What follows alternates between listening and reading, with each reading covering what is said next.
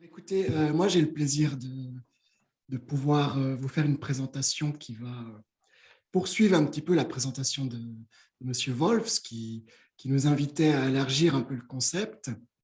Donc j'aimerais vous parler du passage de la métacognition à l'apprentissage autorégulé, tout en abordant la question des aspects motivationnels dans l'apprentissage, et puis vous montrer à quel point ces éléments-là, on pourrait les symboliser. Eh bien, j'ai appelé ça une troïka. Donc, la troïka, c'est un traîneau tiré par un attelage de 3 chevaux, un attelage à la troïka, ou alors c'est le triumvirat, les personnalités politiques qui s'unissent pour aller dans une direction, pour diriger ensemble. Donc, on pourrait traduire ça dans notre monde de l'apprentissage comme 3 chevaux, 3 forces motrices qui seraient la métacognition, l'apprentissage autorégulé et la motivation. Et puis, je tiens d'emblée à souligner qu'il y a évidemment beaucoup de confusion dans ces concepts-là. Donc, par exemple, dans le dernier handbook de métacognition nord-américain, il y a une section qui parle de l'apprentissage autorégulé, comme si l'apprentissage autorégulé faisait partie de la métacognition. Puis après, on a d'autres auteurs qui nous disent qu'il y a de la cognition et de la métacognition dans l'apprentissage autorégulé. Voilà, bref. Donc, je vais essayer de mettre un petit peu de clarification de ce côté-là et puis vous parler de ces concepts et puis de leur importance. Alors, pour vous donner quelques définitions générales, donc, moi, j'ai choisi 2 définitions qui font, à mon avis, relativement consensus. La première, elle nous dit que la métacognition, ça fait référence à la réflexion sur la réflexion, plus généralement l'utilisation de connaissances et de stratégies qui seraient d'un niveau supérieur pour réguler des performances de niveau inférieur. Et puis ça, on va le voir dans quelques modèles juste dans la suite de la présentation. Mais voilà, c'est en cohérence avec ce qui a été présenté par M. Wolf, à mon avis. Et puis, en contraste, l'autorégulation, et là j'ai ajouté de l'apprentissage, fait référence à la manière dont les apprenants vont activer et maintenir leur cognition, motivation, comportement et affect en vue d'atteindre leurs objectifs. Et là, ce qui est important, c'est de dire qu'on s'intéresse non seulement à l'initiation des comportements d'apprentissage, mais aussi à leur maintien pendant la tâche, comment maintenir mon activité cognitive, mais aussi mon activité motivationnelle, mes affects, mes émotions, mon comportement. Et j'aimerais ajouter aussi la question ici de l'environnement d'apprentissage. Donc, on régule aussi l'environnement dans lequel on évolue pour apprendre. J'avais prévu de vous parler un petit peu du modèle de Flevel, mais je vais le faire très vite puisque ça a été fait de manière assez détaillée par M. Wolf, simplement pour vous dire que chez Flavel, il y avait cette notion de connaissance métacognitive avec les savoirs qui portaient sur la personne, donc se connaître en tant qu'apprenant au niveau de ses forces, de ses faiblesses, des savoirs métacognitifs sur la tâche qui nous aident ensuite à orienter notre fonctionnement cognitif en fonction de nos connaissances des difficultés d'une certaine tâche, par exemple, ou alors des processus cognitifs nécessaires à la résolution d'une certaine tâche, et puis des connaissances métacognitives sur les stratégies. Et c'est peut-être ce qui m'intéressera le plus dans la suite de la présentation, c'est-à-dire connaître des stratégies, connaître les conditions d'application des stratégies, leur utilité, la difficulté dans leur application, peut-être même leur caractère généralisant, c'est-à-dire les types d'activités ou de tâches dans lesquelles on peut mobiliser des stratégies qui seraient analogues. Et puis chez Flavel, donc vous avez quatre aspects, voilà, qui sont plus dans un modèle heuristique, qui interagissent. Donc, l'apprenant a aussi des buts cognitifs, hein, il poursuit certains objectifs d'apprentissage. Puis là, c'est peut-être une facette motivationnelle qu'on pourrait attribuer à Flavel. Il y a aussi l'aspect des expériences métacognitives qui fait référence à la prise de conscience de son propre fonctionnement cognitif pendant l'activité d'apprentissage. Donc, réaliser que là, on est bloqué, qu'on ne comprend pas, réaliser que la tâche a peut-être été plus simple que ce qu'on attendait, réaliser à quel point on peut être familier avec une tâche. Donc, il y a toutes ces expériences qui s'emparent de la métacognition. Et puis, finalement, il y avait aussi la proposition de stratégies cognitives. Et ce qui est intéressant, c'est que dans ce modèle-là, il n'y a pas encore de stratégies métacognitives qui sont évoquées. Elles vont venir plus tard dans les modèles qui vont suivre. Mais voilà, c'est ça un petit peu les prémices de la métacognition qui ont été proposées par John Flavel. Et puis vous dire, mon thème, c'est donc d'examiner ces liens avec, entre métacognition, motivation, autorégulation. Donc moi, j'aime bien parler non pas de motivation, mais de croyance motivationnelle. Parce que la motivation, c'est les raisons pour lesquelles on agit. Ce sont donc, est-ce que j'agis sous la contrainte, sous l'obligation, sous la pression, ou alors est-ce que j'agis par intérêt personnel, par curiosité, si on prenait un peu des motivations principales dans le fonctionnement de l'apprentissage. Mais les croyances motivationnelles, elles regroupent beaucoup plus de choses. Elles regroupent notamment la façon dont on perçoit nos compétences, hein, le sentiment d'efficacité personnelle, par exemple. Ça, c'est un facteur qui va agir sur la motivation. Donc, pour moi, c'est une croyance motivationnelle, tout comme l'utilité de l'exercice. C'est une croyance qu'on a vis-à-vis de l'exercice, du savoir. Et donc, on sait très bien que c'est motivationnel par nature. Donc, j'aime parler de croyance motivationnelle pour grouper un petit peu ces différents éléments et pas les traiter de manière distincte et peu productive, à mon avis, dans les réflexions. Et Flavel, ce qui est intéressant, c'est qu'il nous dit en fait assez directement et très tôt que la question motivationnelle fait partie de la métacognition.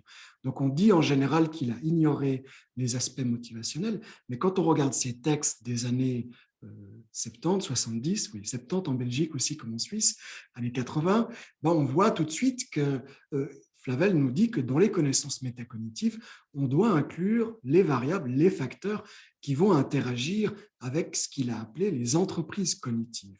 Donc, on peut imaginer que là derrière, il mettait des facteurs affectifs motivationnels. Et puis, un peu plus tard, 1987, il nous le dit directement. En fait, dans la métacognition, on pourrait l'élargir à tout ce qui est psychologique, et pas simplement tout ce qui est cognitif. Donc, on pourrait y inclure la connaissance, la cognition de ses propres émotions, de ses propres motivations. Et puis, il est encore plus explicite un peu plus tard dans le texte, en nous disant que ce qui compte, c'est toutes les croyances acquises qui concernent le fonctionnement cognitif, le fonctionnement des organismes cognitifs, et donc des aspects affectifs, motivationnels, perceptuels. Donc, dès le départ, on a la motivation intégrée au concept de métacognition. Et le deuxième modèle que je veux aborder brièvement, c'est celui de Nelson et Narens. Alors, celui-là, il vient de la psychologie cognitive. Et puis, en fait, il va être une grande source pour développer plus tard, ou à peu près dans le même temps, disons, c'est toujours difficile d'organiser les choses à un niveau chronologique, mais il va être à la source de ce qu'on va appeler l'apprentissage autorégulé. Et puis ce modèle, il nous dit que l'individu fonctionnerait à deux niveaux dans des tâches d'apprentissage ou des tâches de mémorisation. Un niveau objet qui concerne donc les actions, les comportements de la personne, des aspects, disons, qui seraient plutôt visibles, et puis un niveau méta qui serait une représentation de ce qui se passe au niveau objet, comme une sorte de modèle, si vous voulez, des activités de l'individu. Et puis, le modèle, il nous dit aussi qu'il y a deux flux d'informations, donc les deux niveaux d'activité du sujet, ou de fonctionnement du sujet, communiquent, d'une part par le monitorage, donc la personne réalise des expériences métacognitives, elle se rend compte que l'exercice commence à être difficile, elle émet des jugements sur le fonctionnement, sur les stratégies qu'elle utilise, ce qui informe la représentation de ce qu'elle fait. Et puis ensuite, il y a une boucle de contrôle, donc il ne s'agit pas de vérifier ce qu'on fait, mais il s'agit d'exercer un contrôle grâce à la représentation qu'on a de notre fonctionnement, on est capable de le contrôler, donc de dire je vais changer de stratégie, je vais persévérer, je vais adapter mon fonctionnement, etc. Et donc, ce modèle assez simple, en fait, il est à la base de la théorie de l'apprentissage autorégulé. Et je vais vous le montrer tout de suite. Et donc, ce passage de la métacognition à l'apprentissage autorégulé, c'est en fait une grande étape au niveau théorique. Donc, les deux concepts cohabitent très bien aujourd'hui. Alors, on peut tout à fait les confondre. Après, est-ce que c'est si grave que ça se discute. Mais en tout cas, ils cohabitent. Mais on peut quand même essayer de discerner ce qui les distingue ou ce qui fait qu'on a commencé à parler de manière de plus en plus importante de l'apprentissage autorégulé, qui est aujourd'hui un concept qui est devenu très populaire en éducation, en formation. Une première perspective, on pourrait se dire que finalement, l'apprentissage autorégulé, moi j'utilise autorégulation de l'apprentissage comme synonyme, ça se discute, finalement c'est la conjonction de différents champs qui étaient déjà présents. Le champ de la métacognition, le champ de la motivation, le champ des stratégies d'apprentissage, donc toutes ces taxonomies qu'on a vu apparaître dans les années 70-80, et puis des modèles théoriques de l'apprentissage, par exemple la théorie socio-cognitive. Donc on a conjugué ça, puis on a produit en quelque sorte, pour le dire simplement, une nouvelle théorie, la théorie de l'apprentissage autorégulé. Vous avez à ce sujet un livre très intéressant qui a été dirigé par Bernadette Noël et Sylvie Cartier, qui traite de ces éléments-là, de toute une série d'enjeux autour des deux concepts et puis de la transition de l'un à l'autre. Et puis l'autre possibilité, c'est celle que j'aimerais vous illustrer, c'est de dire qu'en fait, l'apprentissage autorégulé, c'est l'application du processus de monitorage et du processus de contrôle, tel qu'on l'a vu dans ces niveaux méta, objet et ces boucles, et non seulement à la cognition, comme le proposaient Nelson et ses collègues, mais aussi à la motivation, à l'affect, aux émotions, mais aussi au comportement, donc des comportements d'apprentissage, bien évidemment, et puis à ce qu'on a appelé contexte, environnement. Et donc, appliquer ce raisonnement d'individus qui monitore, qui effectue un suivi et qui exerce un contrôle sur son fonctionnement, et ça se généralise au travers des domaines. Et c'est ça qui est à la source de la théorie de l'apprentissage autorégulé. Un des modèles les plus connus, je ne vais pas vous faire le détail ici, mais c'est celui de Pintrich. Et en fait, il est intéressant parce qu'il a essayé d'appliquer ce que je viens de vous expliquer, c'est lui qu'on parle. Il a dit, voilà, on a 4 domaines de l'apprentissage. Le domaine cognitif, le domaine motivationnel, comportemental et le contexte ou environnement. Ces 4 domaines, on sait qu'ils comptent dans l'apprentissage. L'élève doit être capable d'exercer un contrôle, d'exercer un suivi là-dessus. Et donc, il a découpé 4 phases, 4 phases d'apprentissage, si vous voulez, au centre desquelles on retrouve le monitorage et le contrôle. Et puis, il a dit, voilà, pour chacune de ces phases, dans chacun de ces processus, l'élève, l'étudiant pourrait mettre en œuvre des processus d'apprentissage extrêmement divers et extrêmement utiles. Et c'est en quelque sorte une grande taxonomie, une grande carte pour orienter l'analyse de l'apprentissage autorégulé.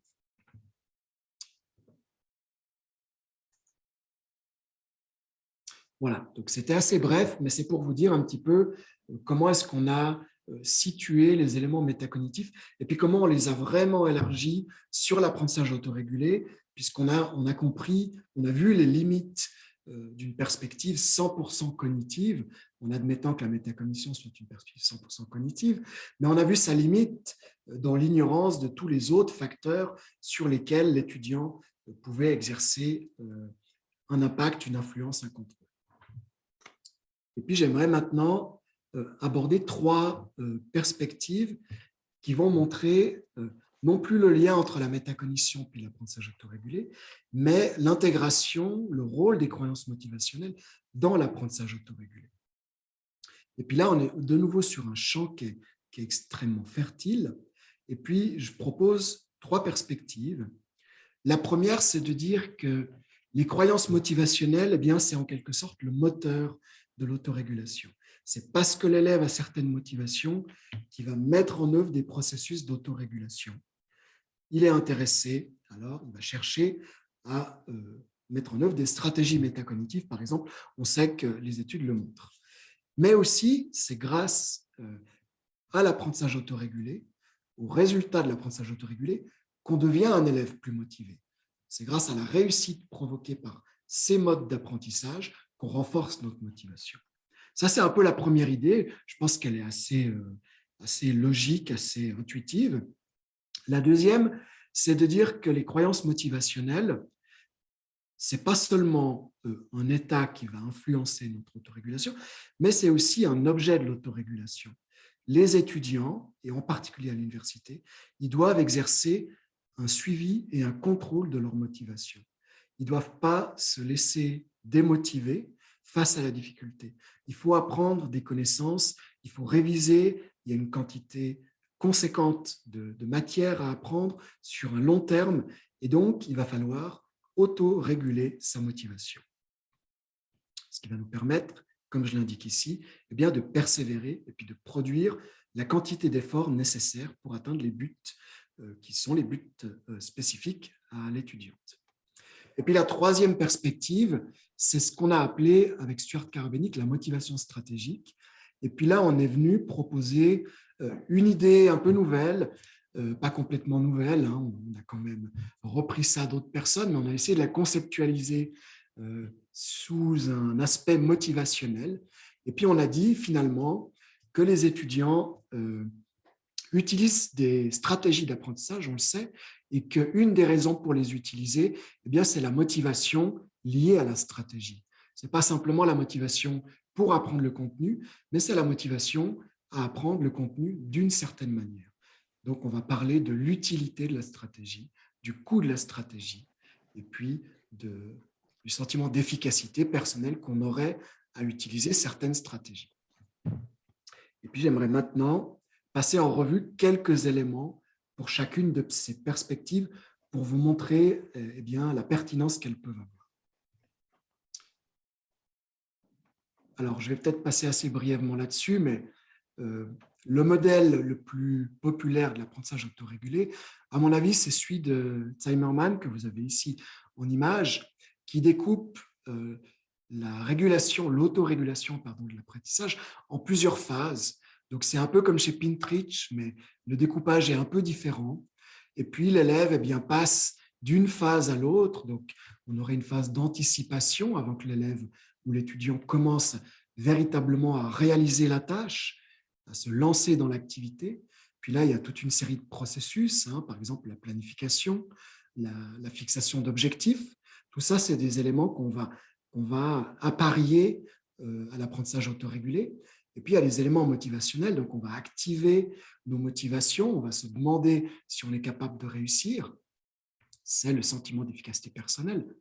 Et puis ensuite, il y aura une phase alors très théorique dans laquelle on réalise, on met en œuvre les stratégies, on essaye de résoudre. Et puis là, il va falloir eh bien, appliquer des stratégies et puis il va falloir exercer un suivi sur notre fonctionnement. Donc, on retrouve cette idée de monitoring qui est présente déjà chez les autres et notamment un monitoring eh bien, de nos émotions, de notre cognition, de nos efforts. Et puis, une fois qu'on aurait réalisé la tâche, eh bien, il y aurait théoriquement une phase de réflexion qui nous permet de tirer profit de l'expérience d'apprentissage en cherchant à expliquer pourquoi on a bien réussi, pourquoi on a échoué, eh bien, aussi s'auto-évaluer et puis adapter notre fonctionnement cognitif pour la prochaine occurrence d'une expérience d'apprentissage qui pourrait être similaire. Donc, l'apprenant passerait d'une phase à l'autre de manière répétée, dans des rythmes qui peuvent être très variables. Et puis, ce serait ça, en fait, le cycle de l'apprentissage autorégulé. Et donc, il y a l'hypothèse que les motivations de l'individu, ces croyances motivationnelles, impactent les stratégies utilisées et en retour, impactent ensuite le résultat et la motivation. Et puis, on avait conduit une étude il y a quelques années où on a cherché à voir chez des étudiants entre le début d'un trimestre et la fin d'un trimestre, on s'est demandé si on pouvait discerner est-ce que finalement c'est les questions, les croyances motivationnelles de l'élève qui vont engendrer certaines stratégies d'autorégulation, ou alors est-ce que c'est les stratégies qui sont mises en œuvre qui vont pouvoir motiver l'étudiant, l'apprenant, pour la suite de ses apprentissages. Et puis là, donc, on avait interrogé 2 fois les mêmes élèves avec les mêmes questions, donc sur des aspects motivationnels. Hein. La valeur qu'ils accordaient, en l'occurrence, c'était les mathématiques. Donc, est-ce que c'est intéressant? Est-ce que c'est utile? Le coût que peuvent avoir les mathématiques. Donc, le fait d'apprendre les mathématiques, eh bien, ça me coûte du temps que je ne peux pas consacrer à faire d'autres activités dans lesquelles j'aurais peut-être plus de plaisir. Une sorte de motivation un peu négative, si vous voulez. Et puis la perception de ses capacités à apprendre les mathématiques, le fameux sentiment d'efficacité personnelle. Puis ensuite, on avait toute une gamme de stratégies qu'on avait interrogées. Alors, ce n'est pas intéressant d'en faire le détail ici, mais on s'était dit qu'on allait chercher à avoir un portrait assez large du fonctionnement stratégique des élèves. Et puis, les résultats nous disent en fait que c'est vraiment la motivation, les croyances motivationnelles de l'élève qui vont augmenter le fonctionnement stratégique de ce même élève en fin de trimestre, à la période où il faudra se mettre à réviser pour la partie examen et test. Donc, ces flèches, elles nous montrent en fait que, en particulier, les élèves qui ont le meilleur sentiment d'efficacité personnelle vont augmenter leur investissement stratégique durant le semestre pour utiliser notamment plus de stratégies métacognitives. Et puis, il y a vraiment un lien fort, puisque l'impact est vraiment en termes d'augmenter son fonctionnement entre les aspects motivationnels et puis les aspects de fonctionnement stratégique. Puis on voit par exemple que le coût provoque une augmentation de la tendance à apprendre par répétition, par mémorisation du matériel. Et puis évidemment, ça a ses limites d'utiliser ce type de stratégie. Mais donc ça, c'est un des résultats qui nous dit qu'effectivement, il y a des liens, mais ce serait plutôt les aspects motivationnels qui encourageraient les stratégies plutôt que l'inverse. La deuxième perspective, c'est de dire que non seulement l'étudiant doit autoréguler les aspects cognitifs de son fonctionnement, mais aussi sa motivation. Et donc, on appelle ça l'autorégulation motivationnelle. L'un des chercheurs les plus reconnus, c'est Wolters, vous avez son image ici, et lui, il nous a proposé depuis 25 ans toute une série de stratégies qu'il a identifiées chez des élèves de différents âges, et puis il nous dit, voilà ce que peuvent mettre en œuvre les étudiants pour autoréguler leur motivation quand ils n'ont pas envie, quand ça ne les intéresse pas, quand l'activité est trop longue, quand ils pensent qu'ils n'y arrivent pas. Donc, il y a toute une série de facteurs.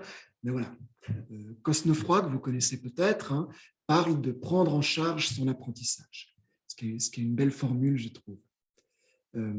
Se mettre au travail et y rester, pardon, c'est celle-là la formule.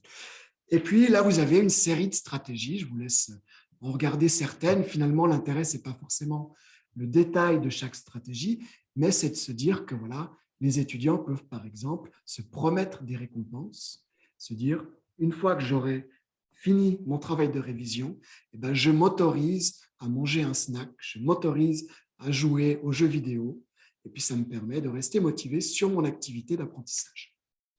Il y en a toute une série qui ont été identifiées, et puis à partir de ça, j'ai travaillé avec quelques étudiants de master dans mon université, et puis dans un exercice qui fait partie d'un cours, donc ce n'est pas du tout une recherche publiée, mais on l'a conduite de manière sérieuse tout de même, les étudiants ont été trouver d'autres étudiants, en l'occurrence 56, et puis on leur a demandé dans des questions ouvertes, donc les étudiants devaient rédiger en quelques mots comment ils s'y prennent quand ils n'ont pas envie, quand ils ne sont pas motivés.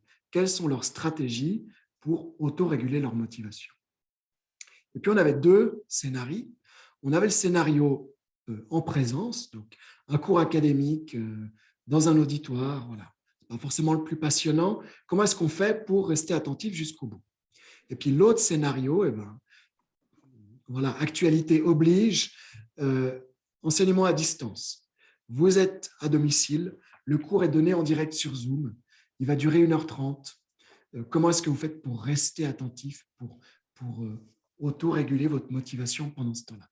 Et puis, à partir des réponses, on avait 265 réponses, les étudiants ont donc catégorisé ça dans les stratégies proposées par Wolters, mais on a aussi dû ajouter d'autres stratégies, notamment gérer sa personne. Donc, les étudiants nous ont dit que pour rester motivés, ils vont s'habiller d'une certaine manière, ils vont prendre une certaine posture, ils vont faire des exercices physiques, je ne sais quoi.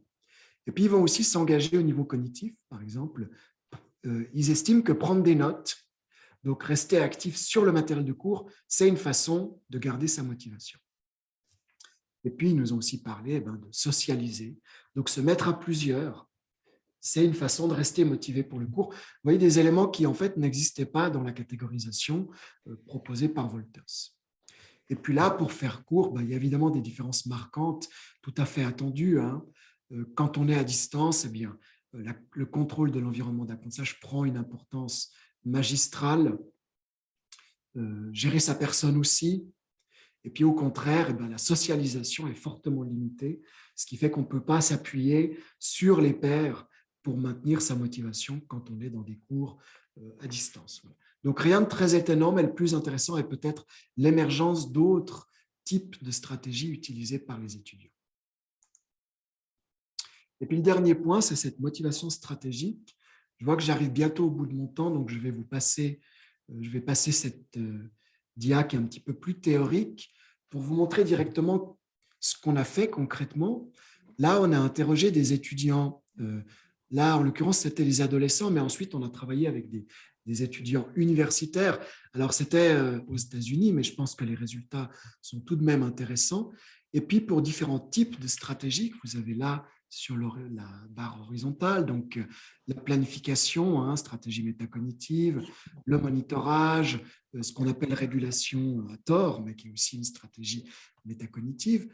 Pour toute une série de stratégies, on a demandé dans quelle mesure ils avaient l'impression qu'ils les utilisaient, donc est-ce qu'ils auraient tendance à la mobiliser, mais aussi est-ce qu'ils pensaient que c'était utile pour apprendre, et puis dans quelle mesure ça avait un coût. Est-ce que ça prenait de l'énergie, du temps, que c'était difficile à mettre en œuvre.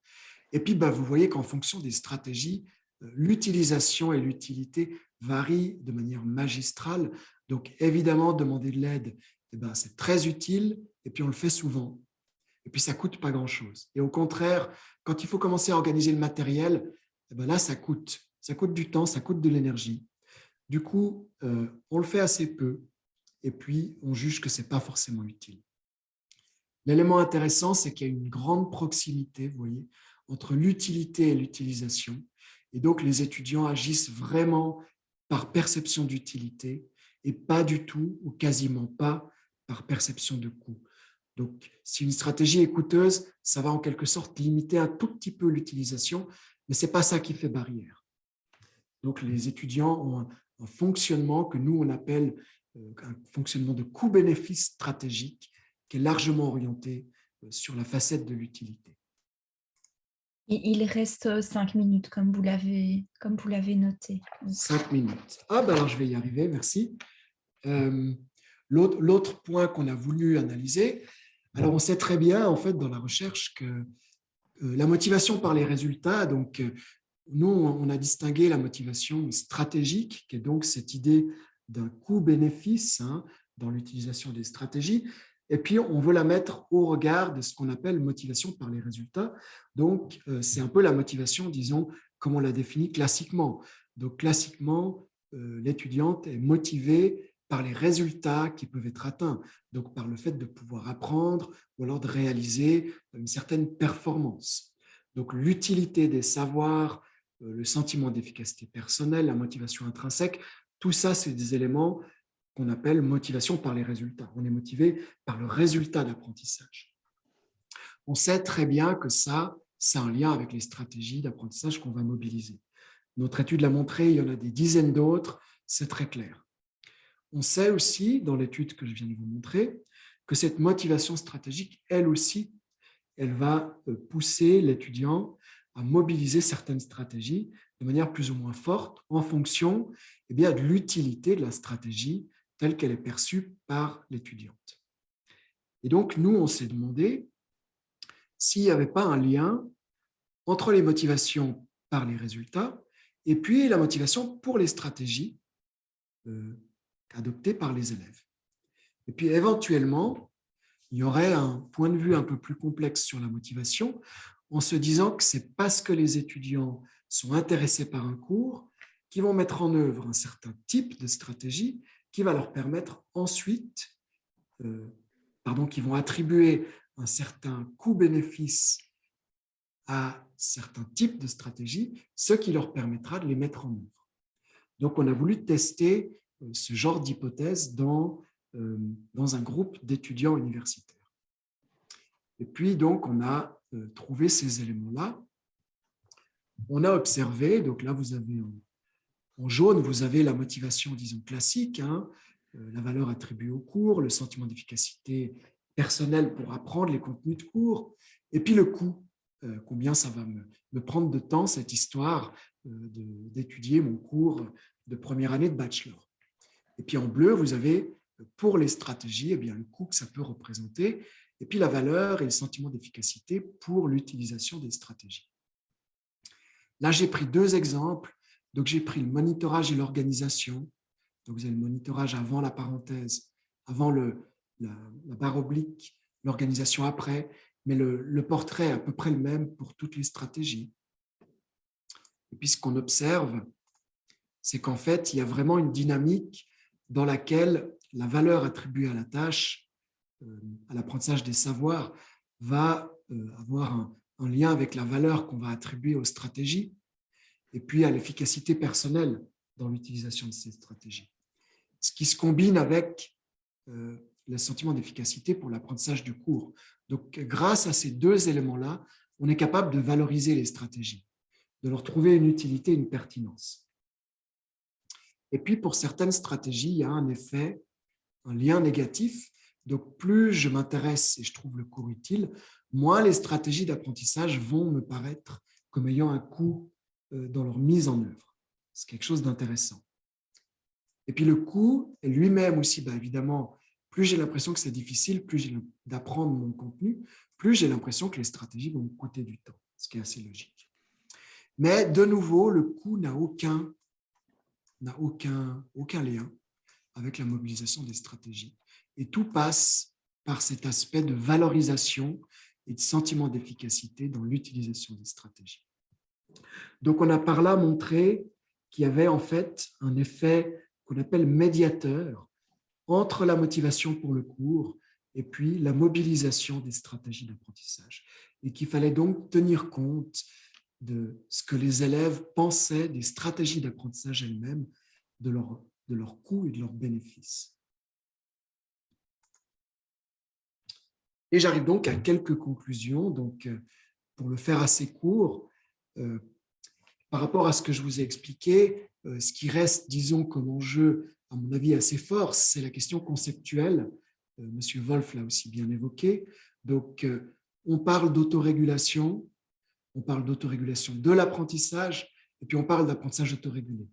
Est-ce que c'est la même chose? Personne ne sera d'accord là-dessus, mais il n'empêche que ce serait intéressant qu'on puisse définir les différents termes, qu'on puisse faire des distinctions si elles existent. Je sais qu'en tout cas, Schunk, qui est un peu leader du domaine, pour lui, autorégulation de l'apprentissage et apprentissage autorégulé, ce sont des synonymes. D'autres ne sont pas d'accord. Et puis l'autorégulation, qu'est-ce que c'est? Est-ce que c'est un phénomène plus général? Donc, il y a un peu du ménage à faire là-dedans. Et il y a tout autant de ménage dans la métacognition. On parle de régulation métacognitive. Par exemple, dans les travaux de Linda Halal, c'est le terme qui a été utilisé. Il y en a d'autres qui parlent de régulation cognitive pour parler des stratégies métacognitives. Et puis, on parle aussi d'autorégulation métacognitive, de compétences métacognitives, de stratégies métacognitives. Dans ces deux journées, on a aussi parlé de pratiques métacognitives. Donc, est-ce qu'on arriverait à distinguer les choses qui doivent l'être, ou est-ce que c'est peut-être une entreprise futile qui n'a pas d'implication théorique ou pratique? Mais en tout cas, c'est un des grands enjeux de distinction.